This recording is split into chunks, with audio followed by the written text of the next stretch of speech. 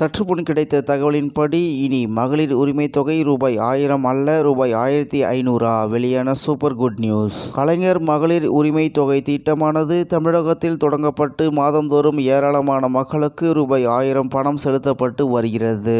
இதனால் ஏராளமான மக்கள் பயனடைந்து வருகிறார்கள். இந்நிலையில் பீகாரில் சமீபத்தில் நடந்த தேர்தல் வெற்றிக்கு அம்மாநில பெண்களே முதன்மை காரணமாக பார்க்கப்படுகிறது. எனவே தமிழ்நாட்டு பெண்களின் வாக்குகளை பெறுவதற்கு திமுக அரசு பல திட்டங்களை கொண்டு வர இருப்பதாக சொல்லப்படுகிறது.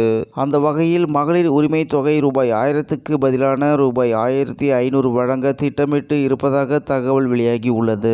இந்நிலையில் கலைஞர் மகளிர் உரிமை தொகை திட்டமானது தமிழகத்தில் தொடங்கப்பட்டு மாதந்தோறும் ஏராளமான மக்களுக்கு ரூபாய் 1000 பணம் செலுத்தப்பட்டு வருகிறது. எனவே தமிழ்நாட்டு பெண்களின் வாக்குகளை பெறுவதற்கு திமுக அரசு பல திட்டங்களை கொண்டு வர இருப்பதாக சொல்லப்படுகிறது. அந்த வகையில் மகளிர் உரிமை தொகை ரூபாய் 1000க்கு பதிலான ரூபாய் 1500 வழங்க திட்டமிட்டு இருப்பதாக தகவல் வெளியாகி உள்ளது. நன்றி, வணக்கம்.